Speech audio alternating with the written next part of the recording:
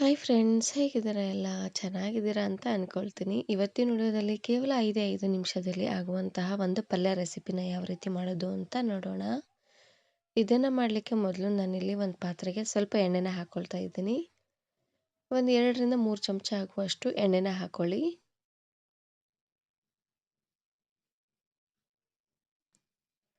ಎಣ್ಣೆ ಸ್ವಲ್ಪ ಬಿಸಿ ಆಗ್ತಿದ್ದಂಗೆ ಇದಕ್ಕೆ ನಾನಿಲ್ಲಿ ಒಂದು ಅರ್ಧ ಚಮಚ ಆಗುವಷ್ಟು ಜೀರಿಗೆ ಮತ್ತು ಸಾಸಿವೆನ ಹಾಕ್ಕೊಳ್ತಾ ಇದ್ದೀನಿ.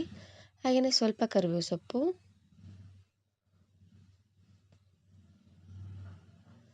ಹಾಗೆಯೇ ಇದಕ್ಕೆ ನಾನಿಲ್ಲಿ ಸಣ್ಣದಾಗಿ ಕಟ್ ಮಾಡಿರುವಂತಹ ಈರುಳ್ಳಿನ ಹಾಕ್ಕೊಳ್ತಾ ಇದ್ದೀನಿ.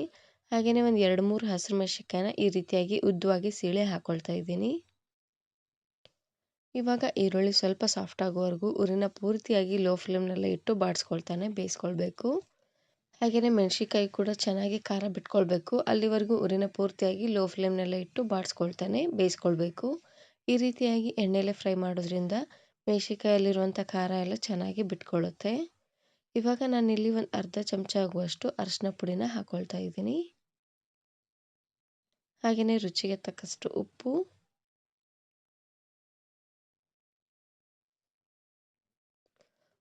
ಹಾಗೆಯೇ ಅರಿಶಿನ ಪುಡಿನ ಹಾಕಿದಾದ್ಮೇಲೆ ಚೆನ್ನಾಗಿ ಇದನ್ನು ಮಿಕ್ಸ್ ಮಾಡ್ಕೊಂಡು ತಗೊಳ್ಳಿ. ನಾನು ಇದೇ ರೀತಿ ಬಹಳಷ್ಟು ವೆರೈಟಿ ಆಗಿರುವಂತಹ ಪಲ್ಯ ರೆಸಿಪೀಸ್ನ ಅಪ್ಲೋಡ್ ಮಾಡಿದ್ದೀನಿ. ವಿಡಿಯೋ ನೋಡಿಲ್ಲ ಅಂದರೆ ಈ ವಿಡಿಯೋ ಕೊನೆಯಲ್ಲಿ ಹಾಕಿರ್ತೀನಿ, ನೋಡಿ ಚೆಕ್ ಮಾಡಿ. ಇವಾಗ ನಾನಿಲ್ಲಿ ಸಣ್ಣದಾಗಿ ಕಟ್ ಮಾಡಿರುವಂತಹ ಮೀಡಿಯಮ್ ಸೈಜಿನ 4 ಬದನೆಕಾಯಿನ ಹಾಕ್ಕೊಳ್ತಾ ಇದ್ದೀನಿ. ಈ ರೀತಿಯಾಗಿ ಸಣ್ಣದಾಗಾದರೂ ಕಟ್ ಮಾಡ್ಕೊಳ್ಬೋದು, ಇಲ್ಲ ಅಂದರೆ ಉದ್ದವಾಗಾದರೂ ಕಟ್ ಮಾಡ್ಕೊಳ್ಬೇಕು. ನೋಡಿ, ಬದನೆಕಾಯಿನ ಹಾಕಿದಾದ್ಮೇಲೆ ಒಂದು ಸಾರ್ತಿ ಈ ರೀತಿಯಾಗಿ ಚೆನ್ನಾಗಿ ಇದನ್ನು ಮಿಕ್ಸ್ ಮಾಡಿಕೊಂಡು ಬೇಯಿಸ್ಕೊಳ್ಬೇಕು. ಎಲ್ಲ ಬದನೆಕಾಯಿಗೂ ಉಪ್ಪು ಖಾರ ಎಲ್ಲ ಚೆನ್ನಾಗಿ ಎಳ್ಕೊಳ್ಬೇಕು ನೋಡಿ. ಹಾಗಾಗಿ ಮೇಲ್ಗಡೆ ಮುಚ್ಚಳನ ಮುಚ್ಚಿ ಉರಿನ ಪೂರ್ತಿಯಾಗಿ ಲೋ ಫ್ಲೇಮ್ನಲ್ಲೇ ಇಟ್ಟು ಬೇಯಿಸ್ಕೊಳ್ಬೇಕು.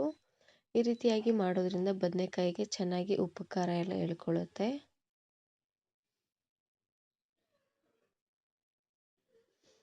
ತುಂಬಾ ಸಿಂಪಲ್ ಆಗಿ ಕ್ವಿಕ್ ಆಗಿ ನೀವು ಇದನ್ನು ಮಾಡ್ಕೊಳ್ಬೋದು. ಇವಾಗ ನಾನಿಲ್ಲಿ ಸ್ವಲ್ಪ ಹುಣಸೆ ಹಣ್ಣಿನ ರಸನ ಹಾಕ್ಕೊಳ್ತಾ ಇದ್ದೀನಿ.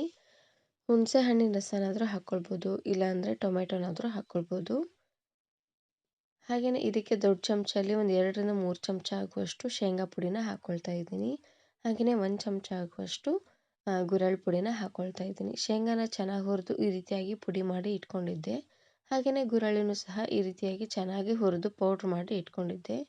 ಎರಡನ್ನೂ ಹಾಕಿದಾದ್ಮೇಲೆ ಒಂದು ಸಾರ್ತಿ ಇದನ್ನು ಚೆನ್ನಾಗಿ ಮಿಕ್ಸ್ ಮಾಡ್ಕೊಂಡು ತಗೊಳ್ಳಿ. ನಿಮಗೆ ಗ್ರೇವಿ ಸ್ವಲ್ಪ ತೆಳ್ಳ ಬೇಕು ಅಥವಾ ಗಟ್ಟಿ ಬೇಕು ಅನ್ನೋ ಹಾಗಿದ್ರೆ ಶೇಂಗಾ ಪುಡಿನ ಹೆಚ್ಚು ಕಡಿಮೆ ನೀವಿಲ್ಲಿ ಮಾಡ್ಕೊಳ್ಬೋದು. ಪಲ್ಯನ ಗಟ್ಟಿ ಮಾಡ್ಕೊಳ್ಳೋ ಹಾಕಿದರೆ ಶೇಂಗಾ ಪುಡಿನ ಸ್ವಲ್ಪ ಜಾಸ್ತಿ ಅನ್ನೋಂಗೆ ಹಾಕ್ಕೊಂಡು ಕುದಿಸ್ಕೊಂಡು ತಗೊಳ್ಳಿ.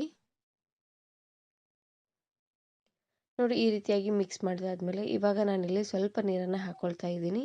ಬದನೆಕಾಯಿ ಬೇಯಲಿಕ್ಕೆ ಜಾಸ್ತಿ ನೀರೇನು ಬೇಕಾಗೋದಿಲ್ಲ ನೋಡಿ. ಹಾಗಾಗಿ ಸ್ವಲ್ಪ ನೀರನ್ನು ಹಾಕ್ಕೊಂಡು ಮೇಲ್ಗಡೆ ಮುಚ್ಚಳನ ಮುಚ್ಚಿ ಕುದಿಸ್ಕೊಳ್ತಾ ಇದ್ದೀನಿ.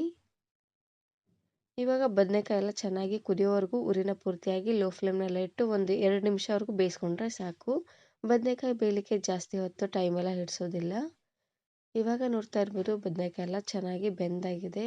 ರುಚಿ ನೋಡಿ, ಉಪ್ಪೇನಾದರೂ ಕಡಿಮೆ ಅಂತ ಅನಿಸಿದ್ರೆ ಇನ್ನು ಸ್ವಲ್ಪ ಉಪ್ಪನ್ನು ಹಾಕ್ಕೊಂಡು ನೀವಿಲ್ಲಿ ಕುದಿಸ್ಕೊಳ್ಳಿ. ಲಾಸ್ಟಲ್ಲಿ ಸ್ವಲ್ಪ ಬೆಲ್ಲನ ಹಾಕ್ಕೊಳ್ತಾ ಇದ್ದೀನಿ. ಬೆಲ್ಲನ ಹಾಕೋದ್ರಿಂದ ರುಚಿ ಅಂತೂ ತುಂಬಾ ಚೆನ್ನಾಗಿ ಬರುತ್ತೆ. ನೋಡಿ, ಬೆಲ್ಲನ ಹಾಕಿದಾದ್ಮೇಲೆ ಒಂದು ಸಾರ್ತಿ ಈ ರೀತಿಯಾಗಿ ಚೆನ್ನಾಗಿ ಇದನ್ನು ಮಿಕ್ಸ್ ಮಾಡಿಕೊಂಡು 1 ನಿಮಿಷವರೆಗೂ ಕುದಿಸ್ಕೊಂಡು ಗ್ಯಾಸನ್ನು ಆಫ್ ಮಾಡಿದರೆ ಆಯಿತು. ತುಂಬಾ ರುಚಿಯಾಗಿರುವಂತಹ ಪಲ್ಯ ರೆಡಿಯಾಗಿ ಹೋಗ್ಬಿಡುತ್ತೆ.